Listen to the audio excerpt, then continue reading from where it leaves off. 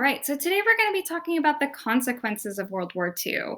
So keep in mind some of the similarities here between the consequences of World War II and the consequences of World War I. So we're going to see that idea of total war reemerge. We're going to see some really devastating impacts on civilians. We're going to see how changes in technology make the war especially deadly. And then another thing that we're going to see is that the peace process at the end of World War II, just like the peace process at the end of World War I, is going to kind of leave some things unfinished and set us up for the next war, which in this case is the Cold War. All right, so let's talk about consequences for the home front first, and let's talk about that idea of total war. So World War II was even more devastating to civilians than World War I, and part of that was because World War II was even more of a total war than World War I. So again, that idea of total war, that's the concept that all of the resources on the home front, or most of the resources, are being redirected towards the military front, right? In order to fight the war. So food, oil and gas, that kind of thing. So what we're going to do is we're going to go through kind of country by country and talk about how they approach total war differently. Not all the countries, but some of the major players in this fight. So let's start with Britain. So Britain was actually able to pretty effectively let me start over. Britain was able to effectively mobilize their resources, and that's because they used a lot of the same strategies as World War I. So for example, one of the strategies they used was that women took up some of those jobs that men left behind when they went to go fight the war. So women took up factory jobs and agricultural jobs, and they were able to keep the economy trucking along while the men were away at war. Britain also used propaganda campaigns, another strategy that they used during World War I, in order to sort of build support for total war and keep up morale. And these were actually kind of famously pretty effective. So if you've heard that expression like keep calm and carry on, that's from a British propaganda campaign from World War II. Although, interesting enough, that one wasn't actually used. They made the posters and then never sent them out. But here are some of the ones that they did send out, right? So like this one, for example, like we want your kitchen waste, right? So the idea that like, if you've got old potato peels sitting around in your kitchen, there is some way they can use that for war production, right? And then, of course, don't waste food. All right. Now, interestingly enough, Germany actually they took a very different approach. And a lot of this has to do with Hitler's own experiences. He saw how devastating total war was for Germany during World War I. We know that it led to hunger, right, for example. It made people really upset. So at the beginning of the war, Hitler actually kind of refrained from diverting resources away from civilian production towards military production, though he did pretty substantially ramp up military production. And that was because, again, he just saw the effects of that during World War I. He didn't want to damage morale too badly. But of course, necessity kind of won out. And after Hitler invaded the USSR, he did start to engage in total war and shift some of those resources away from civilian production to war production. And he did also compromise on some other important Nazi beliefs as well. So we saw when we talked about totalitarianism, right, that the Nazis embraced very traditional gender roles. They wanted women sort of at home in the kitchen as mothers and homemakers. But again, kind of out of necessity, women did also go to work, just like they did in Britain, so in factories and in agriculture, as the men went off to war. All right. Now, the Soviet Union, they were actually also able to really effectively mobilize, and this is because of the structure of their economy. So the Soviet Union, right, they're a communist country, right? We saw how Stalin was able to basically shift everything towards industrial production and those big collective farms as part of his economic program, right? So Stalin had really, really tight control over the economy. That was really one of the hallmarks of his regime.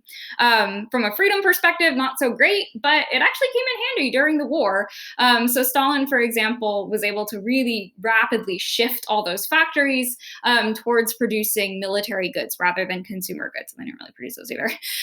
So all those factories that were producing tractors and whatnot, now they are producing tanks. Women also, like we saw in Britain and Germany, they took up those factory jobs that were typically held by men. Actually, that's what this poster is about, right? We will take your place. So this really buff lady is ready to go take her husband's job while he's away. Interestingly enough, Soviet women also saw combat, not very many, of course. But for example, there was like a battalion of fighter pilots that were all female. And the Soviets really used that. They embraced it as part of their propaganda campaign. They're like, see, everyone's so willing to defend their homeland that even the women are doing it, right? Now, due to the fact that the Nazis invaded the USSR, right, and some of the most devastating land battles were fought on Soviet land. So some of you guys in your timelines might have mentioned Stalingrad, right? Civilians in the Soviet Union really, really suffered significantly. So don't want to diminish the suffering of any other nation, but just in terms of sheer numbers, the Soviet Union was hit really hard. A really good example of this is something called the Siege of Leningrad. So Leningrad is St. Petersburg. They changed the name again. And the Nazis surrounded the city. They cut it off from outside resources for about 900 days. Nothing was going in or out, and this led to mass starvation and a lot of trauma, as you can imagine. So people were very, very desperate. It was really horrific. And there are many other instances that are kind of similar. Now, the Soviet Union, we know they are masters of propaganda. That is, again, part of the fact that they were a totalitarian regime, right? So, of course, they were able to produce a lot of propaganda building support for the war. Now, they came at it from a very nationalistic angle. So, a lot of it's like this poster here, right? The motherland is calling, like, soldiers, defend your homeland, right? And just another example of that, kind of that, how that they portrayed it in this very nationalistic way. The war in the Soviet Union was actually not called World War II. It was called the Great Patriotic War, and you'll see that term even used today. So just again highlighting, they perceived it as like this great patriotic undertaking, or at least the propaganda folks try to portray it that way. Though people actually did buy into this, from what I understand. All right. So continuing on our discussion of the home front, let's talk about how technology changed the war. So a lot of this has to do with air bombings. We know there were planes during World War I, right? But they really ramp up the use of them during World War II. And in fact, that, as you guys probably know from reading during your timeline project, right? That was one of the really key tactics that the Nazis used from the beginning, right? Is that whole idea of blitzkrieg, right? So you've got tanks coming in on the ground, and then you've got planes bombing, providing air support. So yeah, bombing both military and civilian targets was a really big part of World War II. So Britain was hit really badly by German air bombings. So the Germans bombed London and other key cities in Britain. In Britain, this was called the Blitz, from that word blitzkrieg, right? And it was really horrific. And actually, if you go to London today, some bombing sites are actually still preserved as a way of like memorializing the war. But despite how awful it was, British people are actually very good at keeping up morale. And if anything, the bombings kind of galvanized the British against the Germans and built support for the war. They're like, how dare you do this to us, right? And they didn't actually hit the Germans didn't hit very many military targets. So the British were able to kind of keep war production going. In terms of Germany, the Allies also engaged in air bombing. So famously, there was this city in Germany called, still is, Dresden, and it was firebombed by the Allies. And this bombing was actually so devastating, at least in, sorry, there's an ambulance going by my window. You can hear that. Sorry. This bombing was so devastating to civilians that even some of the Allied commanders were like, oof, that's a little much. But again, Germany kept going. And those bombings actually surprisingly did not have as much of an effect on morale or on war production as you might expect. Japan, however, is kind of a different story. And this has to do with the bombs that were used. And you guys probably are familiar with this. So the Allies did firebomb cities here as well. So kind of famously, Tokyo was firebombed. But at the end of the war, as you guys are probably aware, Japan was the first and to this day only country to be hit by atomic bombs. So the United States, a bunch of scientists, actually, some of whom were actually who had fled Europe, scientists worked together to build the atomic bombs. This was called the Manhattan Project. And 2 bombs were dropped on the Japanese cities of Hiroshima and Nagasaki at the end of the war, so in the summer of 1945. These were really devastating. So Hiroshima, I believe that killed some 200,000 people. And that was either from the impact of the blast itself, the fires that occurred afterwards, or for the first time, radiation sickness, and then long-term consequences, cancers that developed. So it had a really significant impact. Well, obviously it ended the war, but not just on sort of people physically, but psychologically as well, because no one had ever seen this before. So it was really horrific. And we'll talk about actually the atomic bombs are going to play a really important role in the next war, actually the fact that they're not being used. So we'll talk about that a little bit more as we get into next unit. All right, so just to illustrate, so here is London, here's a library after the Blitz, and then this is the German city of Dresden that was firebombed. All right. So, of course, we can't talk about the end of World War II and the consequences of World War II without talking about the Holocaust. You guys already know a lot about this from English, so I'm going to go over it kind of quickly. But there are some kind of historical things I do want to contextualize as we go through this. So, first of all, well, what caused the Holocaust? This has been dug into, as you can imagine, pretty extensively. I know you guys talked about the Milgram experiment in English. So, kind of how did human psychology play into this? So it's kind of a bigger topic than I can get into here. But we have seen, right? Germany has been experiencing some pretty severe anti-Semitism. It's been on the rise for decades prior to, over 50 years prior to World War II. So this has been festering for a really long time, right? And again, it's that idea, or it's tied to that German nationalism and racial prejudice and that sort of pseudoscientific racism. So we talked a lot about that a couple units ago, right? Now, something that was kind of unique to World War II was the idea of the stab in the back myth.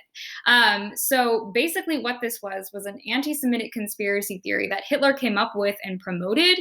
And basically what he said was that Jewish people were somehow responsible for Germany's loss of World War I. So he scapegoated Jewish people, blamed them for the devastating defeat that Germany had experienced. Now, there's actually been research done on this, like Jewish soldiers in Germany fought just as hard as non-Jewish German soldiers, so that this is patently false. Who can we blame for the loss of the war? Well, like German generals, they weren't Jewish. So this is totally false. I want to make that clear. But again, kind of in times of crisis, people really do want to find a scapegoat sometimes. So this idea was really appealing to a lot of Germans.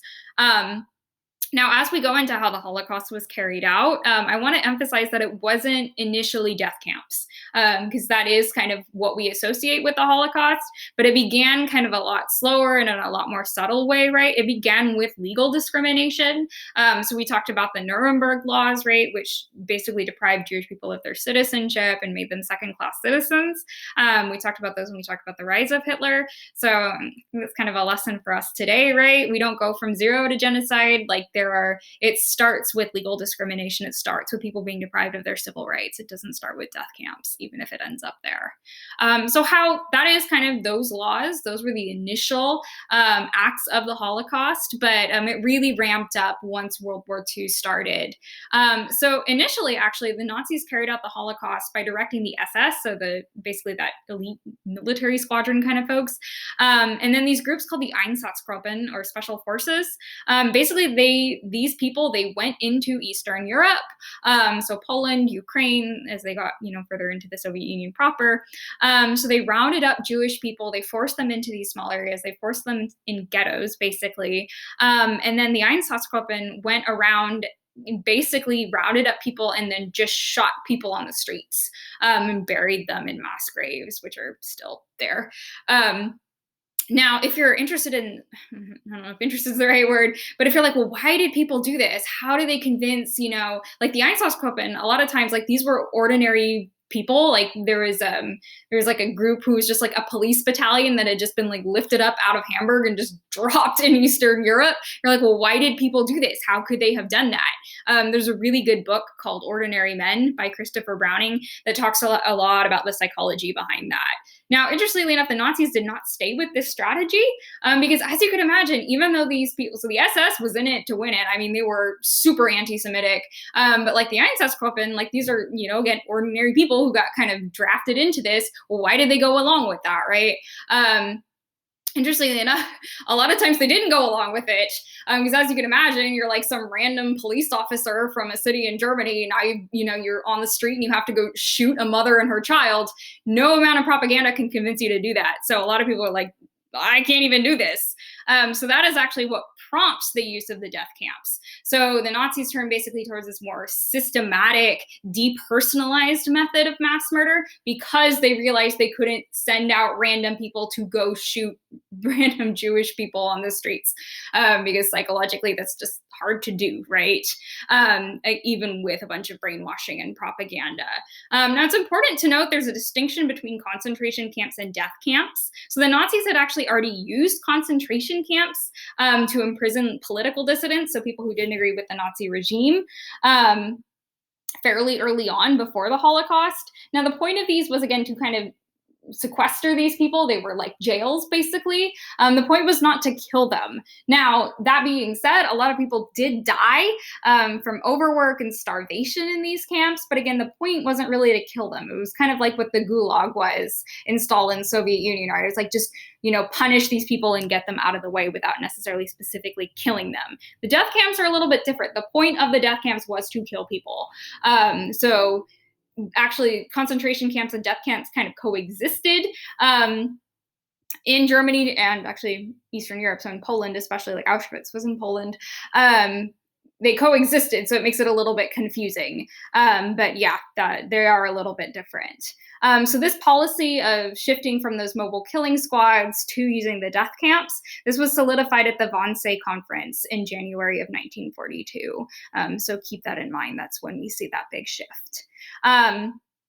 Now, we know, right, sort of Jewish people were the main focus of the Holocaust, and about some 6 million Jewish people died during the Holocaust. But the Nazis also targeted other groups, as I'm sure you're aware, right? So they targeted people with disabilities. They targeted Slavic people, so the people living in Eastern Europe. They killed Soviet prisoners of war. They killed political dissidents, so again, people who didn't agree with the Nazis, especially communists. A lot of communists died as a result. And they also targeted gay men. Now, I also want to say they targeted Roma. Your book calls these people gypsies. Those people actually prefer not to be called gypsies. So I just want to clarify, they do prefer to be called Roma, just FYI. All right. So moving on from that, let's talk about how World War II set up for the next war. Now, World War I, we know, right? That was all about sort of, the issue there was that Germany was punished too harshly. And then, interestingly enough, the Cold War actually emerges from a difference between the victors at the end of the war. So the Cold War is a conflict between the United States and the Soviet Union, and it lasts from the end of World War II, so 1945, to the collapse of the Soviet Union in 1991. It's a very long-running war.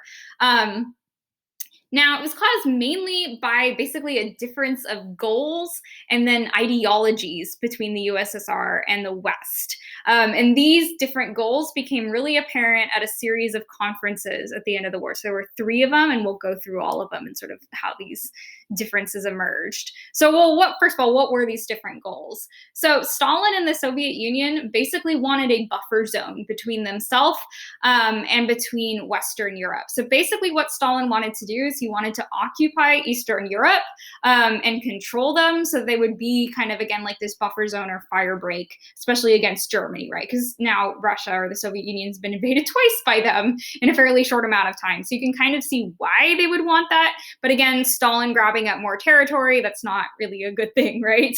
Because you can imagine how he's going to want to rule that territory.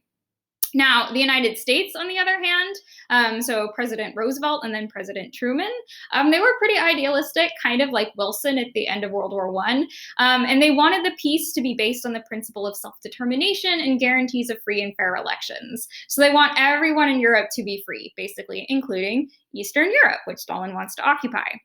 Now, the United States was also kind of generally distrustful of the Soviet Union and communism. They did not like communism at all. And they believed that the Soviets' end goal was domination, not just of Eastern Europe, but of all of Europe and potentially all of the world. And there was a little bit of truth to that. There's some evidence that Stalin did want to go further than Eastern Europe, but it's kind of up for debate. So the 3 conferences that are going to, sort of reveal these differences of opinion and set up for the next war. So the first of these is the Tehran Conference. So this was in 1943. At this point, it was pretty clear that the Allies, so Britain, France, and not so much France, they're there. Britain, the United States, and the Soviet Union, it was pretty clear that they were going to win the war. So they met to kind of decide the course of the rest of the war. So basically what they agreed was that Britain and the United States would approach Germany from the west, the USSR would approach from the east. They agreed to partition and divide Germany after the war so they could kind of rebuild it before they moved on. And for the most part, there are a lot of sort of finer details that were left unfinished, but at this point, the end of the war seemed kind of far enough out that they didn't need to hammer those details out. All right. So the next conference is the Yalta Conference. So they met in February of 1945. So at this point, the war in Europe is almost close to being won, excuse me. And so they decided, okay, now we need to kind of get specific. So the big three, again, Britain, the United States, and the Soviet Union, came to the following decisions. So basically, the USSR agreed to help the United States out in the war against Japan. In exchange, they get some territory in East Asia, as well as some warm water ports, because again, Russia always needs warm water ports. They'd agreed that Germany would surrender unconditionally and then be divided into 4 occupation zones that would be administered by the Allies. They also agreed Germany would pay reparations. The reparations would be quite so damaging, and they made sure Germany was actually able to pay them. So that's a good thing. And then they also came to some agreements about Eastern Europe. So remember, Stalin wants to occupy Eastern Europe, basically, or at very least ensure that they are friendly to him. The United States wants to make sure that Eastern Europe is free. So there's a problem here, right? So they come to some compromises that are, as you can see, not super effective. So they decided that Poland would be led by a government that was like a compromise government made up of communists and non-communists. And then the most interesting compromise, they agreed that governments in Eastern Europe would hold elections, but somehow these elections would always elect politicians who are pro-Soviet. So if you're determining the outcome of an election ahead of time, is that a free and fair election? Not really. All right. So as you can imagine, not a super great compromise. There's another conference in July of 1945 called the Potsdam Conference that kind of highlights some of the problems of that earlier conference and, again, kind of pushes tensions even higher. So July of 1945, by this point, the war in Europe has been won. It's still going on in Japan. And at this point, so President Roosevelt, he died. He was replaced by his Vice President Truman. And at this point, the United States actually had a strategic advantage here. So at this point, they have the bomb. It is ready to go, the atomic bomb specifically. And Truman's like, okay, so I have leverage here. Actually, I have an advantage. I've got more firepower than the USSR. So he decides to be kind of aggressive. So he reiterated the United States' demand for free and fair elections in Eastern Europe, but Stalin kind of just dug his heels in. He's like, no, I'm not going to do that. I need a buffer zone. If I allow for free and fair elections, they're going to elect people who do not like me. Therefore, no free and fair elections. So at this point, there was kind of a stalemate. So the United States realized, they're like, okay, well, Stalin is sticking to his claim. We are the only way that we're going to be able to, free Eastern Europe is to invade it.